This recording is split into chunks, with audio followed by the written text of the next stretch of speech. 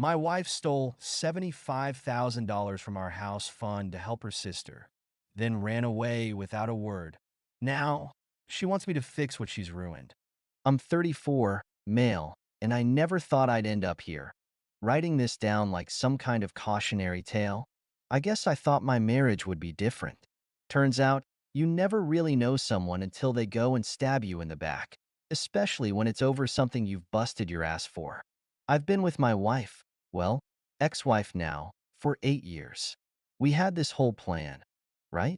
Save up for a house, get out of our crappy apartment, and finally settle down somewhere we could call our own. I'm a mechanic, so money doesn't exactly fall from the sky. Every dollar I made, I treated like it was the last. We had a savings account specifically for that house, our future. Every penny from overtime, every Christmas bonus, everything went into that fund. We were sitting on about $120,000. That was our house fund. Ours. Then one night, I'm sitting on the couch, scrolling through my phone, and I get an email alert from the bank. You know, one of those big transaction warnings. $75,000. Gone. At first, I thought maybe it was fraud. There's no way in hell I'd move that much money without knowing, right? I rush upstairs where my wife was folding laundry in the bedroom. Hey, I start, trying to keep my cool even though my stomach's already doing flips. Did you move some money from the house fund? She doesn't say anything at first, just stands there, staring at the pile of laundry like it's gonna save her from this conversation. Yeah, I did. She finally mutters, barely loud enough for me to hear.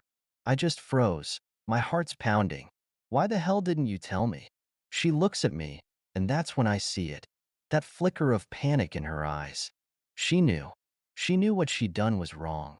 I gave it to my sister, she says, like it's the most normal thing in the world. She needed it. She was in trouble. Your sister? I spit the words out, half laughing because I can't even believe what I'm hearing. You gave $75,000 to your sister? Without even asking me? It wasn't like that, she says quickly, her voice going all defensive. She was in debt. She needed help. What was I supposed to do? Just let her lose everything? Yes, I shout, my hands in the air. Is it not screwing over our future? Yes. Now her face hardens. You don't understand. She's family. I had to help her. She was desperate. I swear to God. I felt like my brain was short-circuiting. Family? What the hell am I? Some guy paying bills for your side of the family? We're supposed to be building a future here.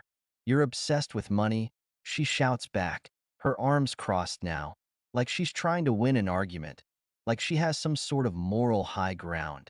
It's not like we can't save more. It's not the end of the world. Obsessed with money? I say, laughing again. But it's that angry laugh, the kind that comes out when you're seconds away from losing it. This wasn't just money. This was our house. This was the plan, the dream, and you threw it away without even talking to me. For your sister, who's a goddamn mess. She flinches at that because she knows I'm right. Her sister's always been a mess, constantly borrowing money, in and out of jobs, relationships falling apart left and right. And my wife? She's always there to clean it up, dragging us into it every time. I didn't want to fight about it, she says, almost like a child. Her arms drop and she looks at me with those big pleading eyes. I thought I could help her and we'd move on. I'm shaking my head, pacing now, because I can't even look at her. You didn't want to fight, so you lied to me. You stole from me, from us, to give it to someone who probably won't ever pay us back. She looks down and I know. She knows that I'm right. I didn't steal it, she says weakly. I thought I could fix it. Fix it? How? You can't just pull 75 grand out of thin air. And even if you could, what about the trust? You think we can just keep moving forward, like nothing happened? And that's when it hit me. She didn't think about us, not once. Not when she gave away our savings. Not when she lied to my face. I could feel this crushing weight on my chest, and I knew I couldn't stay there. Not right then. I needed air, space, something. I didn't say another word. I grabbed my keys, walked out the door, and drove. I ended up at a buddy's place, told him what happened, and crashed on his couch for a few days. I thought maybe she'd come to her senses, maybe she'd apologize, try to make things right. But when I finally went back to our place to talk things through, she was gone. Half the house was packed up. No note, no text, nothing. It's like she didn't even give a damn, just packed up and left. I didn't know if I was supposed to feel relieved or heartbroken. I mean, on one hand, I was furious. She stole our future and handed it over to her screw-up sister. On the other, though, it felt like my life had just been flipped upside down, and I wasn't sure where to go from there. Weeks went by. I kept my head down, focused on work. But I won't lie. There were nights I couldn't sleep. Nights where I just kept replaying everything in my head. Every argument, every little moment where I wondered if maybe I'd missed something. But then, out of the blue, she called. It was late. I didn't recognize the number, but I answered anyway. "Hey," she said, her voice soft, like she was testing the waters. "It's me." I didn't say anything. I wasn't going to make this easy for her. She didn't deserve easy. I need to explain. I almost hung up. Almost. But part of me wanted to hear what bullshit excuse she was going to come up with this time. "What is there to explain?" I said, my voice cold. "You gave away our savings, and then you ran." That's the whole story. There was silence for a beat. I could hear her breathing, like she was trying to figure out how to spin this. My sister. She screwed me over. She finally admitted. She took the money, and she's gone. I haven't heard from her in weeks. I was wrong. I leaned back on the couch, my anger bubbling up again. "Oh, now you're sorry? Now that she's taken off with our money, now you care?" "No, it's not like that," she said quickly, her voice shaky. "I made a mistake. I see that now. I should have talked to you." "Yeah, you should have," I snapped. "But you didn't. You went behind my back. And for what? Now you're left with nothing, and you want me to feel bad for you?" "I don't know what else to do," she whispered, her voice breaking. "I don't have anyone else." I laughed. "I couldn't help it. You didn't have me when you made that choice. Why should I be here to pick up the pieces now?" She started crying, and I'll admit, part of me wanted to feel bad, but I was too angry, too hurt to care. "I was wrong," she said between sobs. "I know I messed up, but I love you. I need you. Please, let's fix this. I'll do whatever it takes." I shook my head, even though she couldn't see it. "You don't get it. It's not about fixing it. You broke the trust, the respect. That's not something you can just patch up. You can't buy that back with an apology." She was sobbing now, and for a second, I felt a pang of sympathy, but that faded fast. I couldn't let her back in. I wasn't going to be manipulated by her tears this time. "You made your choice," I said, my voice cold and final. "You chose her. Now you have to live with that." I hung up before she could say anything else. Over the next few weeks, she kept trying to reach out. Calls, texts, even showing up at my work once, crying, begging me to take her back. She'd say she'd cut off her sister, that she'd make it right, but I knew better. She was just trying to weasel her way back in, and I wasn't about to let that happen. I'd already given her too many chances. Then I found out she'd been telling some of our mutual friends that I abandoned her, that I didn't care about her family, and that I'd left when things got tough. Total bullshit.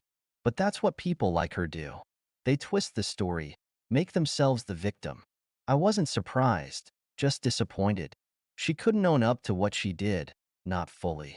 Even when everything fell apart, it was still easier for her to blame someone else. Her sister. Me. Me. Anyone but herself. She even showed up at my apartment one night.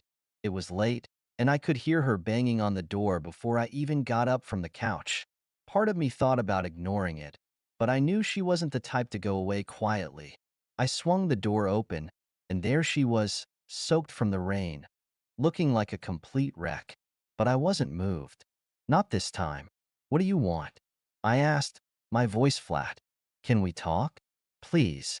She pleaded, looking at me with those eyes that used to make me cave. "But not tonight." I crossed my arms. "Talk about what?" "How you threw our life away. How you've been lying to everyone, making me the bad guy." She flinched, but pushed forward. I made a mistake. I thought I was doing the right thing, and I was wrong. I see that now. And what? You want me to just forget about it? I shot back, not holding back my frustration. You think some tears and a few apologies are going to fix this? You gave away everything we worked for, and then walked out like it was nothing. I didn't know what else to do, she yelled, her voice breaking again. I thought I could fix it before it got this bad. But you didn't. I cut her off, my voice rising. You couldn't. And you still don't get it. This isn't about the money. It's about trust. You didn't even respect me enough to tell me what was going on. She took a step closer, her hands shaking. I love you. I didn't want to lose you. I just stared at her. You already did. Her face crumpled, and she stepped back like I'd hit her. But I wasn't going to soften. Not after everything. I can't trust you, I said, voice low but firm. Not anymore. And without trust, what's left? She opened her mouth like she was going to argue, but then stopped. Her shoulders slumped, and for the first time, I saw it. She finally got it. This wasn't something she'd just fix with an apology. She had shattered something that couldn't be repaired. I'm sorry, she whispered, tears streaming down her face. I really am. I didn't say anything. I didn't need to. I stepped back, closed the door, and that was that. I stood there for a minute, just listening to the rain and her footsteps fading away. It should have felt like closure, but honestly, it just felt empty, like the weight of everything was finally settling in. The months that followed were quiet. She stopped calling. I moved forward. There wasn't some dramatic comeback. No big resolution. It was just life, day by day, rebuilding myself after the betrayal. In the end, I guess I learned that trust is a hell of a lot harder to rebuild than money. I can earn more. I can save again. But once someone breaks that trust, it's like a mirror.